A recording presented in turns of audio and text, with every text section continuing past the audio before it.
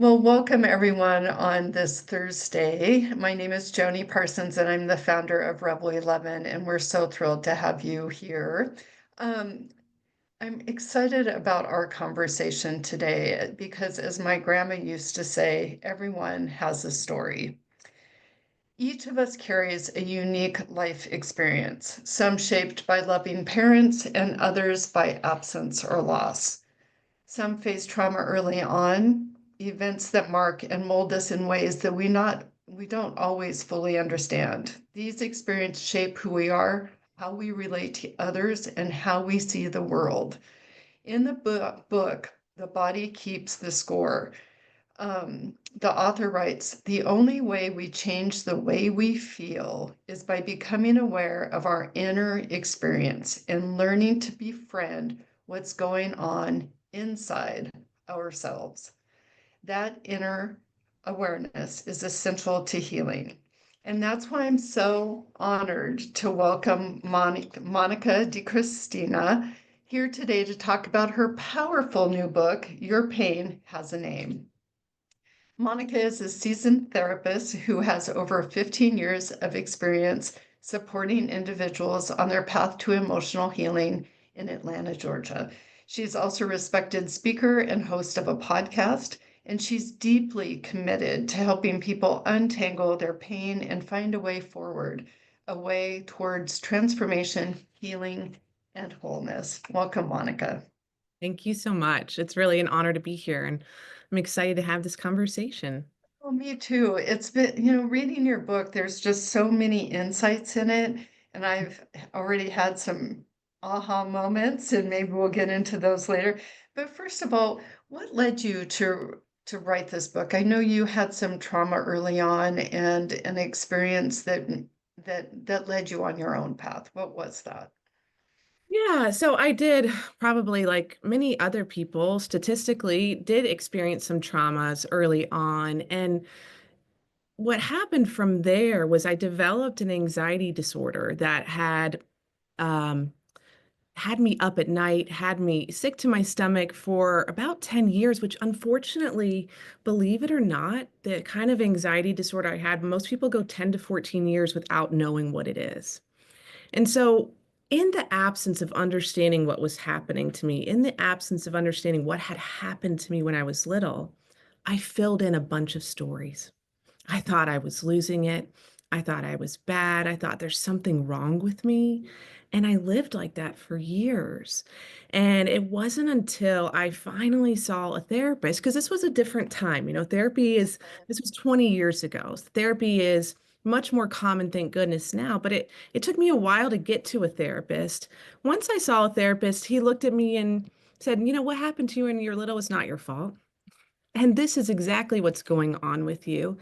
And it was that switch for me that began to unlock my own healing because I had no idea what was happening. And like many of us, when you don't know what's happening, I filled in stories.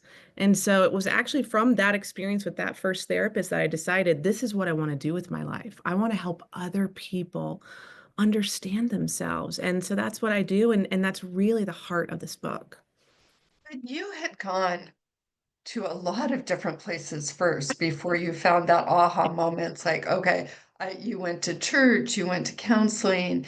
I mean, like all of us, we're searching and grasping for like, what is wrong with me?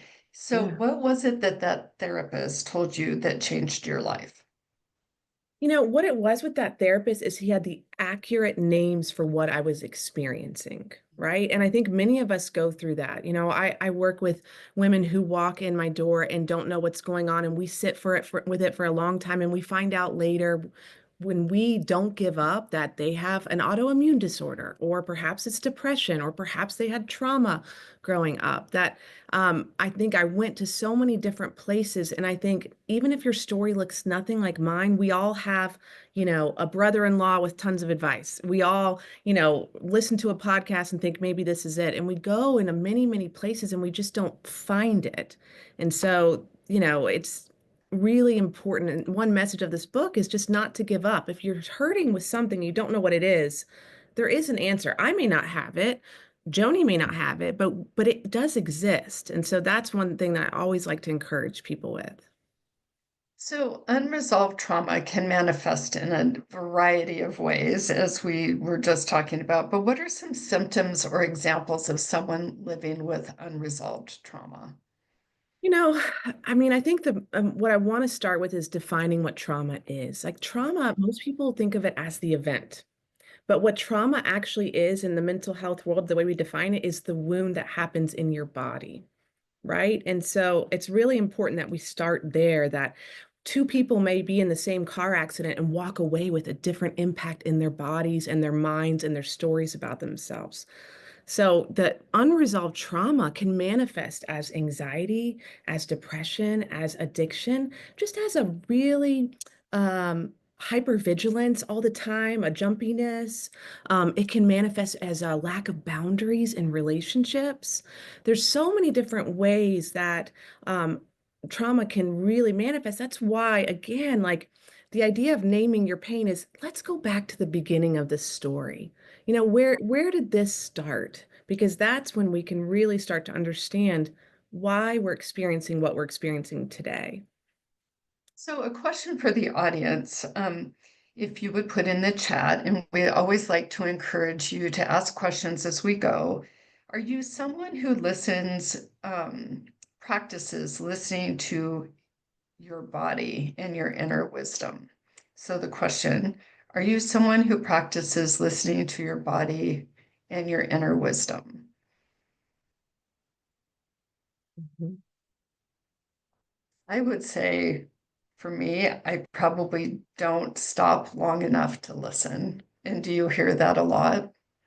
Absolutely. And I think that that's the world that we live in is that if you are practicing listening to yourselves and looking at these, um, you know, amazing answers, if you're practicing listening to yourself, it's probably because you've had to make an intentional overhaul, right? That we live in a very loud society. We look at our phones alone, right? And so I think most of us don't have the time or practice.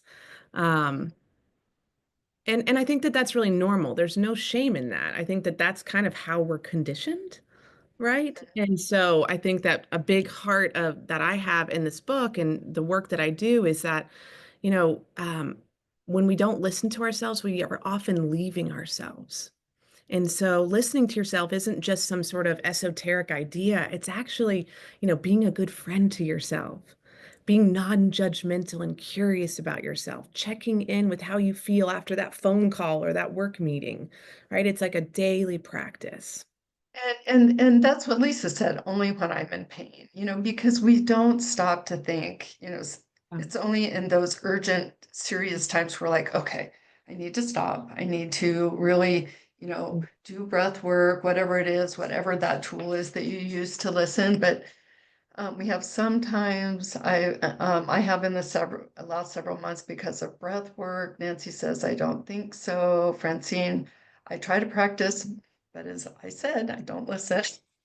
It's Um, hard. yeah, Really, it's really hard. I So mean, why is giving your pain a name important? hmm.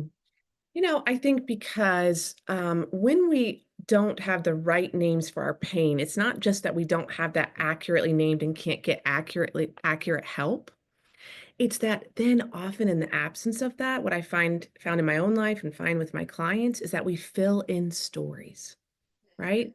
When we don't really know what it is that's happening in us or happened to us, there's a lot of room for stories when we're in pain, right? And so oftentimes, unfortunately, when we're in pain, the stories are not usually the kindest. They're often more shame-based stories where we think things like we said before, like, what's wrong with me? Why am I so tired today again? Why can't I just get over this? Why did I not say no again?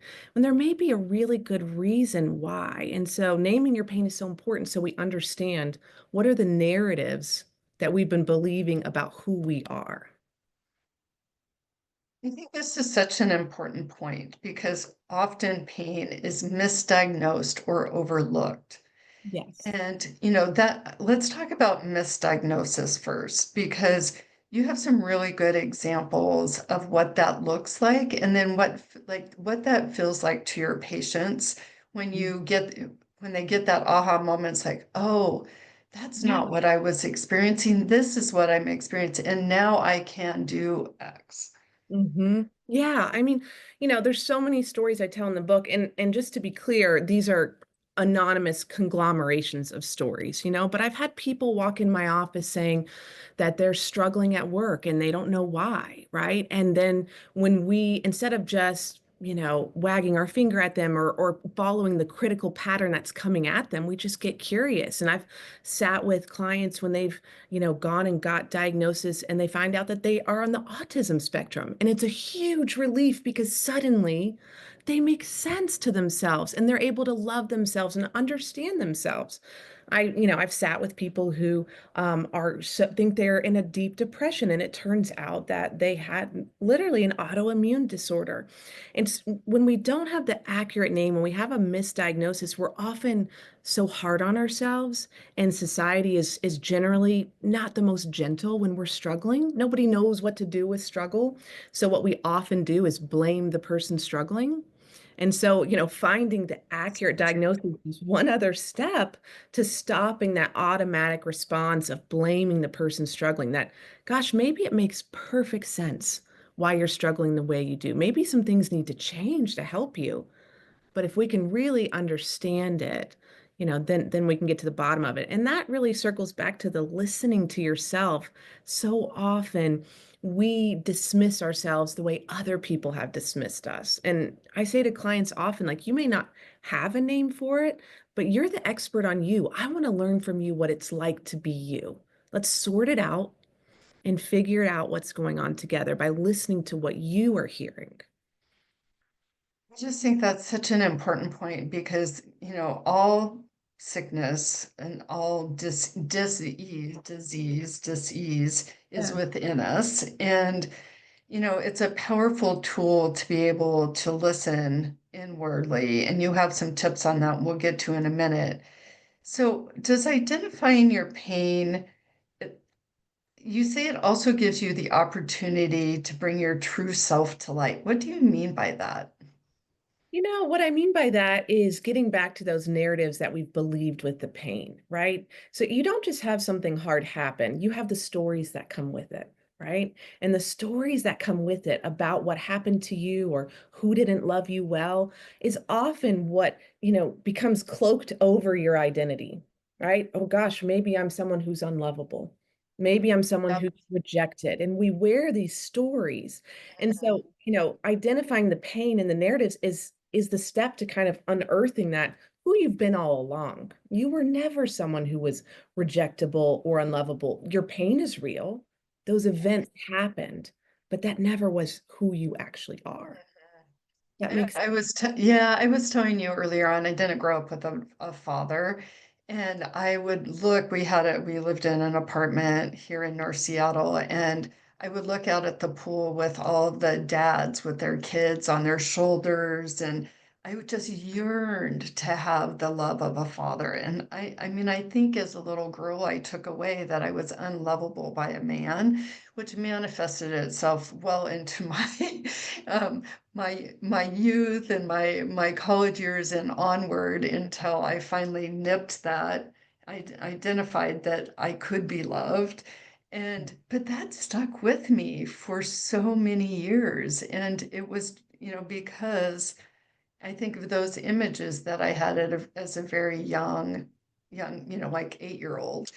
yeah. Um, And that, we don't, there's not an all-telling narrator to no. interrupt the conclusions you're making. If we could go back. And conclusions I made when I was 8, right? Right. Yeah, if we could go back, which oftentimes therapy work is in essence going back and interrupting that, Yeah. we could interrupt that, that painful moment and the conclusion and say, this is painful, but that conclusion isn't true, right? And so that minimizing of feelings, and a lot of times we numb them by, drinking alcohol or smoking or doing self-harm, whatever, or just simply ignoring. How do we start to listen? Like, I love this quote in your chapter by Ram Dass. It's like the quieter you become, the more you can hear. I know. I love that quote It's too. so powerful. Yeah. Yeah. I think one of the ways is exactly that, is by getting quiet. And for some of us, quiet is really uncomfortable. We wake up with our phones, we're scrolling, right? I mean, we all do it. And so getting quiet, I like to tell clients, if it feels uncomfortable for you just to sit in a chair and be quiet, go for a walk without any earbuds. Something, clean the house without any podcasts. Find a way, if it's uncomfortable, just to sit still, to move your body if you're able, and be able to be quiet.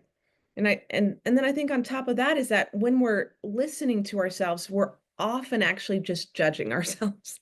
And so that's a distinction I like to make too, is that when you're listening with unconditional, positive regard, just curiosity, and you don't have to pick between feelings, right? You're not on trial for feeling mad and sad and happy at the same time, right? You can let it all be true at the same time. I think is important for people to understand. When you tune in, you might be really surprised by, gosh, I have 8 different feelings right now at 2 o'clock. Yeah, I think that toolbox that you mentioned is so important. So you say, be curious, be a witness, Yeah. validate your feelings, listen to your body. Yes. Yeah, validating your feelings. I think that many of us, I think especially as women, we're waiting for permission to hear that how we feel is okay. You know, and I think it's really important that you can validate your own feelings. It doesn't mean that you are never subject to feedback, or that you should act on those feelings every moment, but you can say, I feel angry right now, and that's okay. I'm going to validate. It's okay that I feel angry. And when you feel angry, is there a deeper dive that you can do and just say, where is this coming? Where am I getting triggered from? I mean, I think a good example is, um, anytime we had conflict in our house, my mom would go lock herself in the bedroom, and I would go and knock on the door. I'm like, Mom, please talk to me about this. Well, what did that do to me, you know, later on in life? Well, anytime there was conflict, I would like, Yep. Shut. I'm not worth listening to. And so, I mean, all of these stories, they show up again and again, and it's like listening and tuning into that and validating. It's like, no, I am worth listening to is really an important 180-degree invitation to you, like you said, to walk into your true self. And it's like, that is not true. Yes. But in order for you to have that powerful moment where you walk into that not being true and you choose that, you have to be able to identify the lie you've believed. Right? And that's really what naming your pain is doing. We skip over that. We want to feel better. We want to believe the good things. Of course, who wouldn't? But we often are not aware of the false things we're believing. And so that I think is just the first step to then getting to that beautiful place of, no, I am worthy of listening, being listened to. I absolutely am. So you talk about this concept of Sherlocking. Explain that.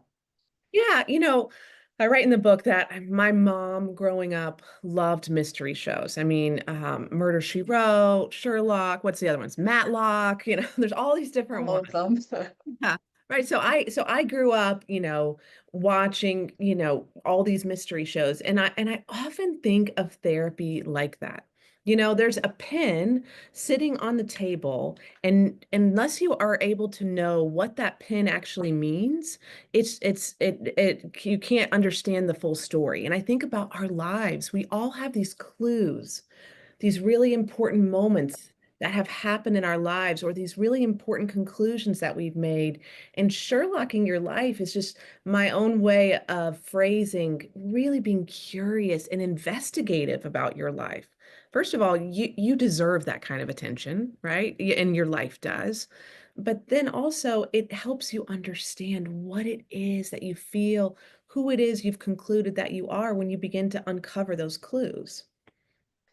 And that can happen. I mean, this doesn't have to be something like major that No. happened to you when you were a kid. I mean, this could be Oh, something that happened to you yesterday, and you sure lock it out on the next day or later that evening. And can you exactly. explain that so people can kind of, Yeah. take this tool of pausing, grounding, breathing, self-hold. It's like this is a tool you can use any minute of any day. And like I said, it doesn't have to be something earth-shattering that happened when you were young.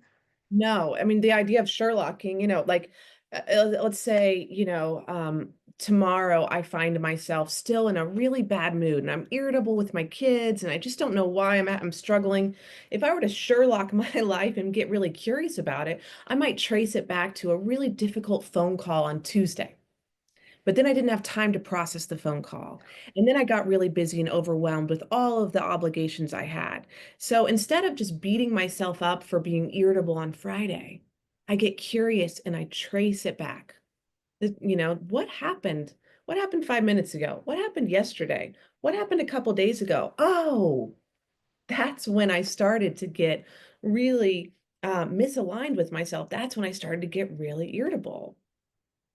So interesting. It's such a valuable tool. So what do you mean about self-hold? I mean, you say pause, ground, breathe, physical movement, of course.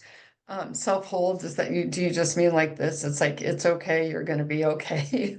Yeah, yeah. And I know it sounds silly, but listen to this cool research is that the same oxytocin that is released when you are hugging someone else is released when you give yourself a self-hold too, right? That same hormone that is calming and peaceful for us gets released then too. And so a self-hold is actually a trauma technique because one of the things that happens with trauma is that you start to feel boundaryless in the world, you know? And in addition to that, a self-hold, not only sets a boundary, it also is a way to comfort yourself and be a good friend. So my favorite way to do it is taking this is my right hand, and putting it right under your armpit where your heart is. And then you take your other hand and right like a seatbelt. Mhm. And then you just kind of gently hold. And that gentle hold you can pair with a grounding truth like, this is hard, but I'm okay. I love I'm that. going to get through this. How often do we do that? Almost never. Exactly. So, what a lovely invitation that is. So, how do we begin to redraw our inner map? I want you to really dive into this and give people some tools to take away because redrawing your inner map, think about how powerful that can be. And how do we do that, Monica? Well, the concept of redrawing your inner map in the book, where I'm talking about that, is in the family of origin chapter, which is just therapist language for the whatever environment it is you grew up in. And so the way that we redraw the map is that we first start by understanding the map we were given. That most people don't realize that your family, whatever it looked like, is your first social group. It's the first socialization you had. And so in that early group, you made conclusions about your identity and you made conclusions about your relationships. Do I matter? Are people going to listen to me? Am I lovable? When we begin to identify what map we were handed, that's when we, as you just said so beautifully about the anger and your mom closing the door, we can begin to redraw that, right? We can begin to understand, well, I've started to believe that my identity is unlovable or I'm not worthy of being, listened to, but how I want to redraw that and how I want to raise my own family is to put these things in place instead, right? And what we know from research, which is really cool, is that, changing the trajectory of your relationships going forward, you don't have to have had the perfect childhood. You could have had X, Y, or Z childhood. But one of the things that gives us all that choice is actually unpacking and understanding our own stories. So, really, redrawing your map again starts with naming the map that you were given. And so, for everyone listening, is going to have a unique story, right? So, Absolutely. so Just like my grandma said, and like we started with at the yeah. beginning. So everyone's map is going to be really, really different, Mhm. but the first thing you do is have to actually see that this map exists. You didn't just walk around thinking you weren't worthy of being listened to in a vacuum.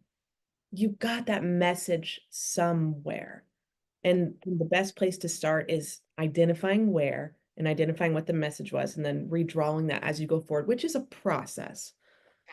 Reframing, right? I think reframing is a And really important word in that, just like, oh, I'm not valuable to listen to, moved into reframing, and it's like, oh, yeah, I am. And really walking into, like you said, like finding your true self and the power to be able to recognize that I was valuable to listen to. Maybe not to them at that point because they were triggered in their own way from their parents. It goes on and on. But yeah, reframing I think is really interesting. And boundaries really start in your family of origin too, and are probably the most important thing about adulthood and being able to be um, clear to yourself and hold yourself as your best friend and being able to hold boundaries. So let's talk about those and dive into the importance of why they're so important. I mean, they really boundaries, so we all have the same definition, are what separate me and you. They're what I'm responsible for and what I'm not responsible for. They have to do with my time, my emotions, my body, my finances. They are what separates us. And so they're essential that they are well defined, but I think we all know that that's not always the case, right? And we don't, what I love to talk about is the hidden why under your boundary issues. If you are struggle to say no, it's really important to understand why. Oftentimes, people are just critical of themselves or others when they struggle with boundaries. And I think that that's really a waste of time. I think what works better is to get curious. Why is it hard for me to say no? Did I have to always say yes to get attention? Did I have to always be pleasing to get any love at home? Was I even allowed to say no as a child? Why would I suddenly know how to as an adult? It's also really important around boundaries to know what your values are. I mean, there's definitely what you were taught as a kid and where your boundaries were then, but as an adult to like say, okay, this is really important to me, and then I'm going to say no because it doesn't fit my value. Of course. Or no is a two-letter word that is the most powerful two-letter word that you can use to protect yourself. It's all about self-care, really, is what it comes down to. And it's the hardest word to say. It is. And it's so important to remember that boundaries are for you. They're not for other people, right? Right. And so if other people are upset about you setting boundaries, that isn't even the point. That's an outcome that may be unpleasant for them and for you, but the boundaries are for you. So, we are talking about pain, and one of the things to keep in mind as we look at our own pain, and everyone has their own, but we are not that pain. And how do you work with your clients to walk them through that they can have a different story, that they don't have to abide by this thing that hurts so much within? I think it's some of what we were touching on before, but can expand on is that, is not only naming the painful thing that happened accurately, that, this was my parents' failure, not mine, but then is naming the stories that we've believed about our identity and about our place in the world from that. And then from there, separating that and returning back to who we've always been. Like, who are you underneath that story? Who were you before that event? Who are you in spite of that painful thing that happened? Who are you on your best day when you feel most like yourself? These are some of the questions that we can sort of gently uncover. You're not that painful story. So let's identify who you are and then begin to practice that. Our whole lives we're practicing believing something. And oftentimes we're believing the painful stories, right? Until we identify them and then lovingly start to replace them. I love living from a place of being your true self, to stepping into your power, having strong boundaries. And I really appreciate everything, Monica, that you've written in your book. Your pain has a name. Any last minute thoughts for our audience today? Just that, you said that your grandma, what was the quote that everyone has a story? Yeah, everyone has a What I would story. add to that is your story matters. It Mhm. matters so much. It deserves your investigative energy. It deserves your own ear. It deserves your own friendship. Now, your story, whatever it is, whether it's what happened on Tuesday, like we said, or what maybe something that happened more significantly growing up, or several things that happened, it really matters and it deserves your time. And you deserve to be the best person you can be. And that's why I think your book is so important, Monica. And again, your pain has a name. We put the information in the chat and we'll send out more information about Monica's book and where to get it. But thank you so much, Monica, for joining us today on Rebel 11. We really appreciate it. And there's so many good nuggets in here to take away so that we can be our true selves and walk into our power. Thank you so much for joining us today. Thank you all. I look forward to seeing you on another Rebel 11 event. Please check out rebel11.com. And all of our interviews are on our YouTube channel, and make sure and subscribe. Thanks so much for joining us. Have a great weekend, everyone. Thank you.